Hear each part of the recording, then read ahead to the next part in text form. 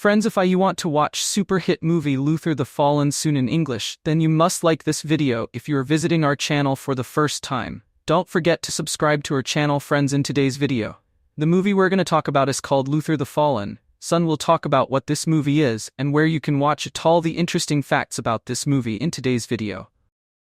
I am going to tell you. I am also going to give you all the information on which role. That's why I request you friends to watch this video till the ends. Start the video. Luther, The Fallen Son is a 2023 crime thriller film directed by Jamie Payne and written by Neil Cross. It serves as a film continuation of Luther. The film stars Idris Elba, who also serves as a producer on the film, reprising his role as police detective John Luther, with Cynthia Erivo and Andy Serkis. The film is about the detective's efforts to stop a wealthy serial killer's complex schemes. Luther, The Fallen Son was released in select cinemas on the 24th of February 2023, before its streaming release on the 10th of March 2023, by Netflix. Plot: David Roby, a wealthy trader and serial killer, blackmails and kidnaps cleaner Callum Aldrich. DCI John Luther is assigned to the case and promises Callum's mother, Corinne, he will find her son. Concerned about his involvement, Roby digs up dirt on the various illegal acts Luther has committed as a police officer, resulting in him being fired, prosecuted, and imprisoned. Years later, Roby coaxes Corinne and the parents of other victims to a house where he burns their children's corpses. Corinne visits Luther in prison, admonishing him for not finding her son's killer. Roby sends a recording of him murdering Callum to Luther in prison via radio. Luther informs DCI Odette Rain, the new head of serious and serial crime, of the broadcast. He liaises with prison guards and former associate McCabe to break him out. Rain brings in retired DSU Martin Schenk as a consultant. Luther traces Roby to Piccadilly Circus, where Rain deploys SCO-19. The two confront him there, but some people he has blackmailed cause a distraction by publicly killing themselves. Roby escapes into the London Underground after fighting Luther and murdering an armed police officer. Roby kidnaps Rain's daughter, Anya. He blackmails Rain to bring him Luther in exchange for Anya's life. Rain meets with Luther, points a gun at him, and forces him to climb into a car trunk. She has a change of heart and reluctantly agrees to work with him. They visit Roby's ex-wife, Georgette, discovering he owns property abroad. DS Archie Woodward, Rain's subordinate, is blackmailed by Roby into killing Georgette but is intercepted by Schenk. Archie commits suicide. Luther and Rain travel to Roby's mansion in rural Norway, where they discover he tortures kidnapped victims to death on a live stream called The Red Bunker. The two are overpowered, and Roby tries to force them to hurt each other to save Anya. Luther reveals Georgette told the police the location, and they are en route. After a brutal fight, the three are able to escape the bunker, and Luther chases Roby into a frozen lake, where Roby drowns. Luther is rescued by police divers and Schenk. Recovering from his injuries back in London, he is approached by a senior MI5 official, who, it is implied, offers him a job in lieu of going back to prison.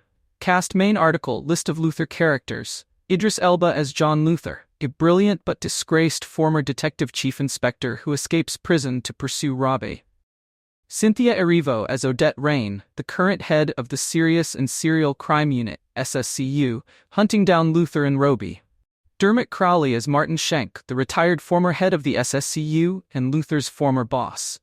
Andy Serkis as David Roby, a wealthy and psychopathic millionaire turned high body count serial killer, who uses surveillance technology to manipulate and kill civilians.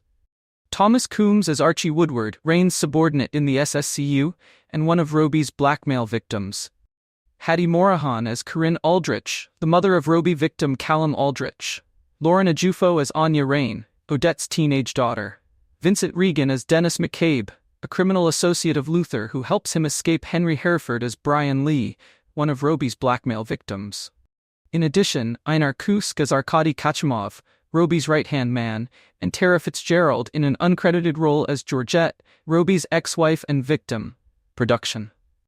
The concept of a film adaptation for the BBC series was broached in August 2013, when series creator Neil Cross revealed he had written a script for a prequel to the series. In July 2020, Idris Elba stated that there were no formal plans for another season of the show, but expressed his desire to return to the role in a film and that this was close to happening. The film was confirmed in September 2021 for release on Netflix, with Cynthia Erivo and Andy Serkis starring alongside Elba. Elba announced on the 10th of November 2021 that filming had begun. Filming took place in London and at Light Studios in Brussels, Belgium. Lorne Balfe composed the score, incorporating motifs from Massive Attack's Paradise Circus, which was used as the theme for the television series. The film also features a cover of the aforementioned song. Release: Luther, The Fallen Son had a limited theatrical release in select cinemas on the 24th of February 2023, before its streaming release on the 10th of March 2023 by Netflix. Critical response on the review aggregator website Rotten Tomatoes: 68% of 99 critics' reviews are positive, with an average rating of 6.010. The website's consensus reads, "Longtime fans will have more of Idris Elba's brilliant detective, but Luther, The Fallen Son is a fairly uninspired addition to his case files." 13. Metacritic, which uses a weighted average, assigned the film a score of 53 out of 100, based on 32 critics, indicating mixed or average. Reviews: Idris Elba doesn't need James Bond. He has John Luther. Having officially ruled out playing 007 in a recent interview, the suave British actor instead slips back into a role he's inhabited on television for nearly a decade, with Luther, The Fallen Son, a feature-length continuation of the BBC crime drama, in theaters this week, then streaming on Netflix March 10, redirecting the online furor of his fan casting to a similarly preposterous role that's already, iconically, his own. In Detective Chief Inspector John Luther, a renegade copper investigating London's grisliest homicides, Elba has established an enduring hero, whose characteristic shades of grey, from his long wool overcoat to his moral compass, feel at once classical and tailored to fit. Squinting and shambling through horrific crime scenes with his hands in his pockets, Luther was styled after both Columbo and Sherlock Holmes, but it's Elba's mercurial screen presence, all rumpled gravitas and movie star smolder, that fills out the character with something special. Brilliant and troubled, rough and ready, on the edge of darkness, Luther is a larger-than-life protagonist. The type of intensely brooding detective who's willing to skirt any rule if it catches him a killer, whose uncompromising sense of justice puts him at odds with colleagues. None of them can claim to keep his cool ahead whilst dangling a suspected witness over a balcony to extract key information. Elba embodies Luther's psychological torment. He breaks the law in order to uphold it, in soulful fashion. He's the kind of endlessly compelling screen presence who can burrow into an archetype and illuminate inner currents of passion, rage, and pain without making the obvious choice, without even seeming to lower the character's ever-present guard. All 5 series of Luther to date represent the actor at his best, and one of the chief pleasures of The Fallen Son is the comfort and staggering charisma with which he shrugs that signature coat over his impossibly broad shoulders and heads back to work. Last seen cuffed by his former police superintendent, Martin Schenk, Dermot Crowley, after crossing one extra-legal line too many in the show's 5th series finale, Luther finds himself in prison at the start of The Fallen Son, though the circumstances of his incarceration have been altered. In the film's telling, the good detective's investigation into the disappearance of a young janitor has led his latest adversary, a teeth-gnashing ghoul of a tech billionaire played by Andy Serkis, to leak a dossier to the media that incriminates Luther in a litany of rule-bending offenses, from breaking and entering to suspect intimidation, tampering with evidence, and bribery. Luther's guilty on all charges, naturally, but he has a perfectly reasonable explanation, if only the courts would hear him out. Though stuck behind bars, Luther is still top of mind for Serkis's aforementioned ghoul, David Robbie, who terrorizes London through a series of elaborate killings, such as that of 8 strangers, abducted, hanged, and arranged in a manner that erupts into flame as the victims' parents arrive, but still makes time to taunt Luther over his failure to prevent the carnage.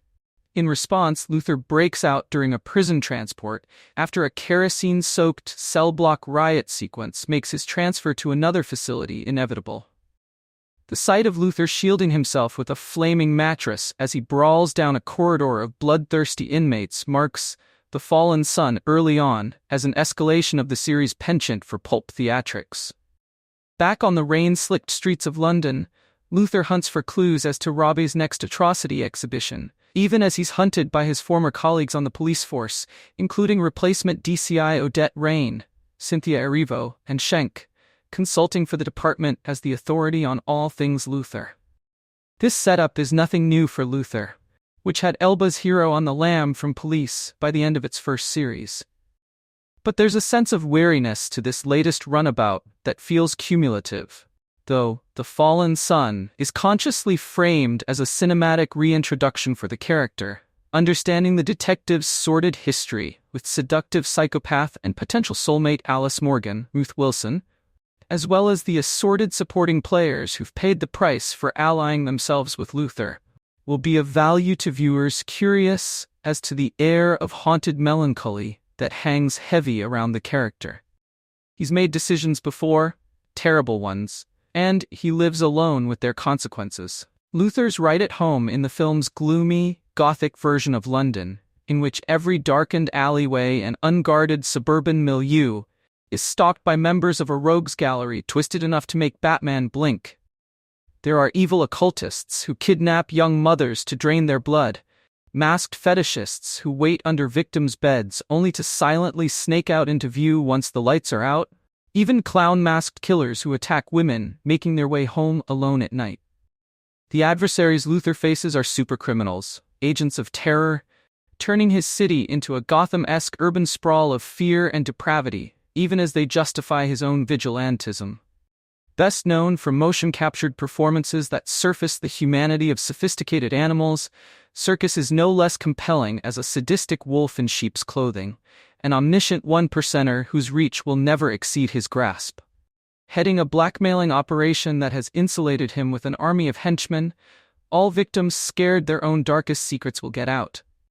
Robbie is a ludicrous megalomaniac. Even before it's revealed he maintains a Norwegian lair befitting a Bond villain. One none-too-subtle touch that, in keeping with the film's impressive budget, elevates Luther out of his already heightened pulp surroundings and into a more winkingly silly action sandbox.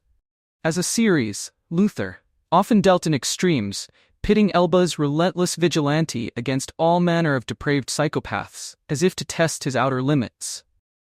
Faced with a cartoonishly cruel archvillain like this, Luther's eventual admission to a reproachful former colleague that he broke the law because he couldn't see any other way to do what had to be done registers more as a hero's mantra than a confession of past crimes.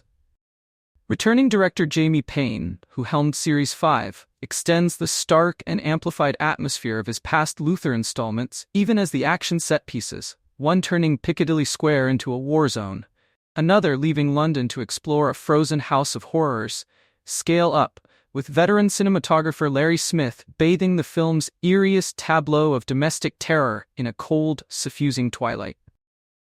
As in previous installments of the series, Luther's red tie, a signature accessory, is sometimes the brightest splash of color on the screen. Neil Cross, the series creator and sole writer, scripts Luther with a sensibility so menacing and lurid that it approaches the gritty camp of recent DC superhero films, a sensation that Lorne Balfe's taut, pulsing score only enhances. For all its glowering atmosphere and hard-boiled dialogue, though, most central to the film's pleasures are the unerring instincts of its actors, some returning to roles they've been playing for a decade. When Elba shares the screen with Dermot Crowley as former Superintendent Martin Schenk, both actors bat self-serious cornball dialogue around with the steady rhythm and good humor of seasoned scene partners. They're professionals at work, with a nasty job ahead of them. Erivo, too, fits comfortably into the equation as a detective initially tasked with tracking down Luther, supplying the matter-of-fact gravitas needed to go toe-to-toe with the hero, even if the requisite third-act twist that partners them up is a little too far-fetched, even by the film's graphic novel logic. That The Fallen Sun ultimately feels more episodic than climactic is by design. Elba has made no secret of his desire to play Luther on the big screen in a series of films, of which this is only the first. Soon available on Netflix alongside the rest of the TV series, The Fallen Sun is a natural continuation for fans, but also presents a way in for series newcomers, even sending the character off in a new direction that playfully acknowledges Elba's Bond bona fides, while asserting, not unconvincingly, that Luther's world is quite enough. Movies have never quite figured out what to do with Idris Elba. Imposing, charismatic, and dauntingly intelligent, Elba has so far been most memorable on television. His intense, thoughtful style feeding on the intimacy and character-building patience of episodic storytelling. Over 5 seasons on the BBC show Luther, 2010-19, he played the titular London copper as a troubled, morally conflicted genius with an aversion to rules and an ongoing infatuation with a slinky psychopath. Brilliantly played by Ruth Wilson. All wounded eyes and wool overcoat, Luther lumbered warily from one grisly crime scene to another, losing loved ones and nabbing a series of increasingly implausible adversaries. Throughout, the character was a magnetic constant. The show's problem was always finding villains worthy of him. And that's exactly where Luther, The Fallen Sun, directed by Jamie Payne and written by the show's creator and sole writer, Neil Cross, trips, falls, and never recovers. The inexplicable choice of a smirking Andy Serkis as the murderous David Roby, a cyber sicko with limitless resources and incalculable mental issues, elicits more chuckles than chills. Decked out at one point in a velvet blazer and turtleneck, hair teased into the likeness of a dead stoat, Roby is less demented sadist than Disco King. The scene where the diminutive devil, hopping and hooded like the killer in Don't Look Now, 1973, fights the towering Luther on a subway platform is nothing less than ludicrous. Body mass differential aside, Luther and Robbie are further hindered by a plot so dashed off and indistinct that very little makes sense. Picking up generally where Season 5 ended, with Luther heading to prison for his persistent vigilantism, this feature-length revival, streaming on Netflix, locks him up and gets him out with mystifying, head-spinning ease. Roby, seemingly assisted by a shadowy pod of followers, is busily hacking webcams and smart devices, recording shameful secrets and blackmailing their owners. For those who prefer to die rather than be exposed, Robbie stages elaborate kill scenes, live-action tableaus that unfold with a pulpy majesty. In a movie that starts at fever pitch and rarely relents, these grisly interludes, captured by Larry Smith's glowering camera, offer strangely haunting respites from the plot's general chaos. Lacking dialogue to deepen the characters or reinforce their motivations, Luther, The Fallen Sun, whooshes past in a rush of serial killer cliches: an underground lair, a torture room, a masked maniac. Anonymous losers sit glued to computer screens, but the movie is so headlong and fragmented, it's unclear exactly what they're watching or how Robbie's sleazy schemes are realized. It's as if Netflix has tried to shoehorn an entire season of television into a little over 2 hours. The result might be more richly cinematic, but it's infinitely cruder, with characters so underwritten that their possible demise excites no more than a shrug. Brief sightings of the wonderful Dermot Crowley, who returns as Luther's melancholic superintendent, have a steadying effect, as does Cynthia Erivo as Luther's fed-up superior. But it's Elba himself, huddled miserably inside that overcoat in a rain-soaked Piccadilly circus, that elicits a nostalgic thrill. Call me a pushover for tormented heroes and soulful tailoring to Isle Cross's smash-hit BBC TV crime drama now gets its own standalone feature film, with Idris Elba returning as the troubled London police officer John Luther, effectively continuing the story from the end of the 5th season. This may well play very effectively to the show's fan base, and there's certainly an alpha supporting cast including Cynthia Erivo, Andy Serkis, and Hattie Morahan. But I have to say, and those squeamish about spoilers and cliches had better look away now, that without the extended context of long-form TV, the greater emphasis on explicit, violent horror is a bit exhausting. The serial killer accessories feel hand-me-down. The Scandi noir touch is spurious, and storylines in the movies about evil criminal plans to livestream snuff porn are frankly always lame and implausible. At the dawn of the internet age, the snuff internet porn-themed film actually became its own yucky and naive subgenre, with movies such as Mark Evans's My Little Eye and Olivia Assayas's Demon Lover, and it doesn't deserve a comeback now. At all events, Elba brings his mighty physical presence to Luther, the London copper with some baggage concerning the corners he's cut and his all-round maverickness, although of course, there's never a moment when we genuinely think he's anything other than a good guy.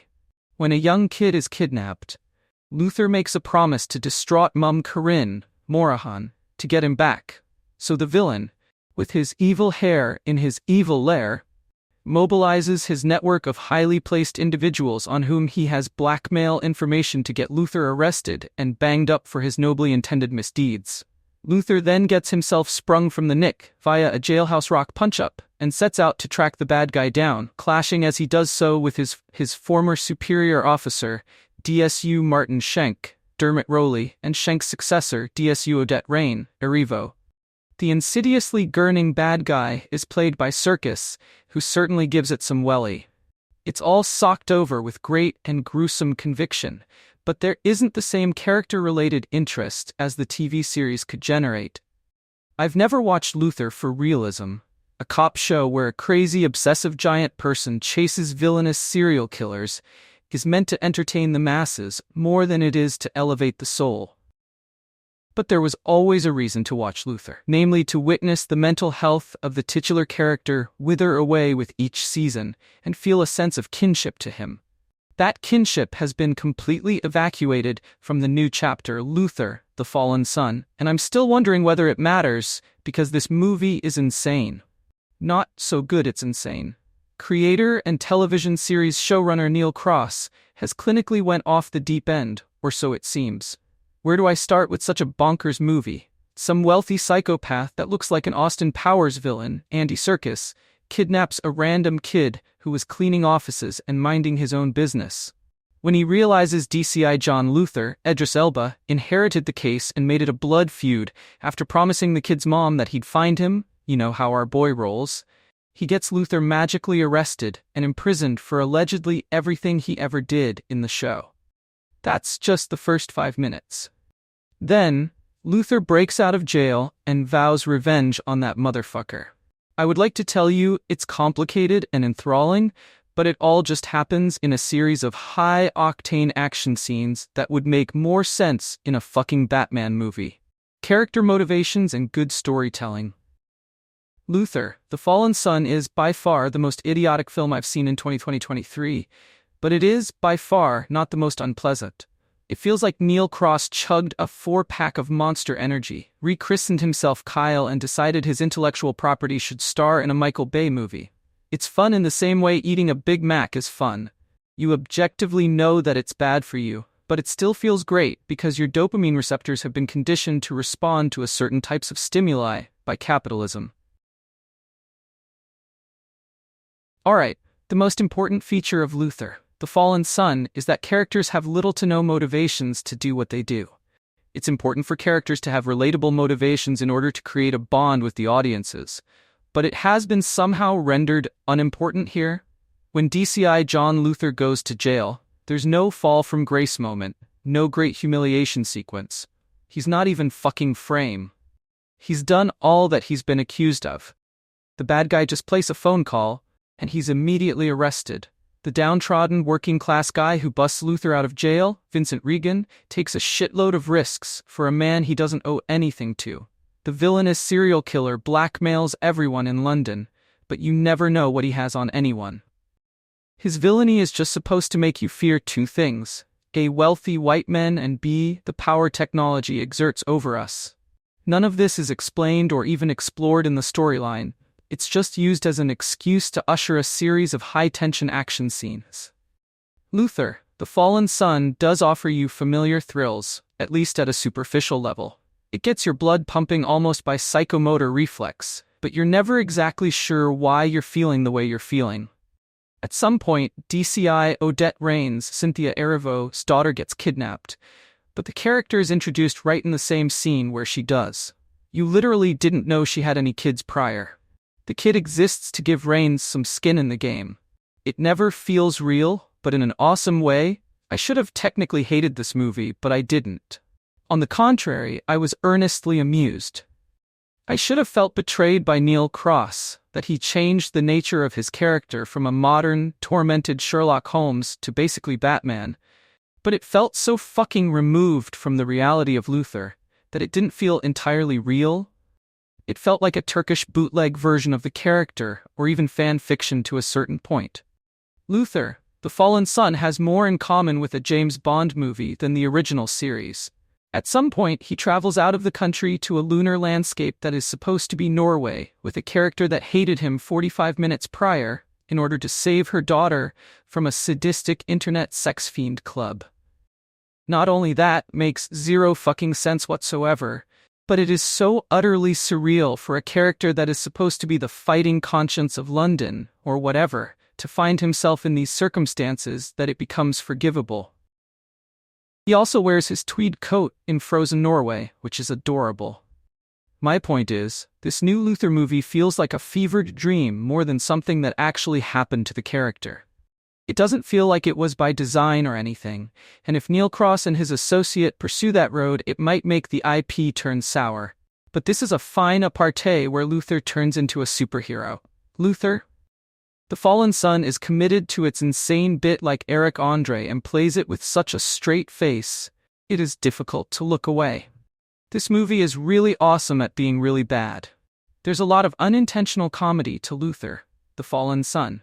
Those who bonded with the character harder than I did, and Luther is a seductive character, will feel betrayed, but it kind of hit my sweet spot where I could understand it was a 5-course meal of empty calories, and that it was so ridiculously committed to it, that it tasted good. Luther, the Fallen Son, is a great way to spend 2 hours, but it's unlikely you'll ever feel the need to watch it again. It's just a spectacular blip floating in an ocean of blips. I've been looking forward to this for quite a while. If there's anyone unaware and/or forgetful, last March I had myself a little review series I called the Idris Elba, in which I review every season of the BBC police drama Luther. It was fun, and now I can technically continue that journey as Netflix has given us a little follow-up movie. So without further ado, beware the Idris Elba. Ladies, gents, and non-binaries, Luther, the Fallen Son. After finding himself in prison for some of his past transgressions, DCI John Luther, Idris Elba, must find a way to escape custody in order to track down a sadistic killer, Andy Serkis, that's terrorizing London, all while trying to stay ahead of the officers attempting to re-apprehend him. I found the story of this movie to be quite enjoyable.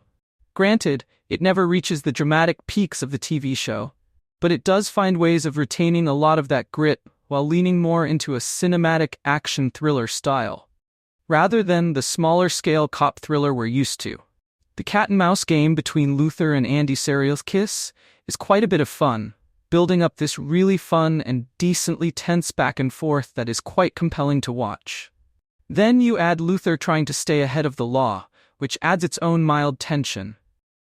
It's quite a roller coaster of a journey, featuring some really fascinating and kind of tense set pieces. There's even a few horror-ish moments akin to a few standout bits from the show that I found to be really creepy and engaging. On the whole, it may not engage quite on the level of the show's stories, but it's still a really fun and decently tense action thriller narrative. The characters in this are pretty good. Idris Elba returns as brilliant but troubled detective John Luther, who once again gets pushed to his limits by everything going on around him. And as with all the seasons of the show, the characters remains really compelling, with Elba once again killing it in the role. We also see the return of Dermot Crowley as Luther's soft-spoken but surprisingly tough boss, Martin Schenk, and Crowley is also damn good here. Now let's talk about Andy Serkis, who plays our villain. His character is a truly despicable son of a bitch, a disgusting sadist that made me shudder. And Serkis plays it to perfection, as he gets moments to go a little ham and moments to be quietly menacing. He rides the line marvelously and gives a truly memorable villain performance. We then have Cynthia Erivo as Odette Rain, a detective on the hunt in the middle of this whole debacle. She proves to be quite an engaging foil in the entire thing, with Erivo, unsurprisingly, delivering a great performance. Filling out the cast, you have people like Thomas Coombs, Hattie Morahan, Einar Kusk, and more, all delivering really solid performances. The score for the movie was composed by Lorne Balfe, and I thought it was pretty good. Maybe goes a little by with the brass at times, But for the most part, I think it does a decent job at escalating tension and making the atmosphere shine. It especially works for me when it goes slightly more quiet, creating this creeping dread that actually managed to really help put me on edge, and I thought those bits were great. There's also a handful of tracks used throughout, and those work well in their respective scenes. So yeah, the movie has good music. As mentioned before, Luther the Fallen Sun follows on from the 5-season-long BBC series, Luther. And before we move on, I just want to mention that you don't need to see the show before going into this. It works as a standalone adventure, but there are a few minor nods throughout, little treats for the fans. But the show is not required viewing. You should watch it though, it's fantastic. Anyhow, The Fallen Sun was written by series creator Neil Cross and directed by Season 5 director Jamie Payne. And I think Payne did a damn good job with his direction. He retains a lot of the grit from the show, while also being allowed to flex the big movie budget a bit. Sweeping and creeping, big and tight, intense and intimate, Payne does a good job of bringing Luther's antics to a cinematic scale, without sacrificing what made the show's direction work. Combine this with Larry Smith's gorgeous and well-thought-out cinematography, and you get a movie that's just well-crafted. Distributed by Netflix, release dates February 24, 2023 in United Kingdom and United States, March 10, 2023 in Netflix, running time 129 minutes, country United Kingdom, United States, language English. So guys, this is their view of Luther the Fallen Sun movie, and some information about it. How do you like our today's video? Please let us know by commenting, and if you like this video, please like it, share it, and don't forget to subscribe to our channel. Thanks for watching.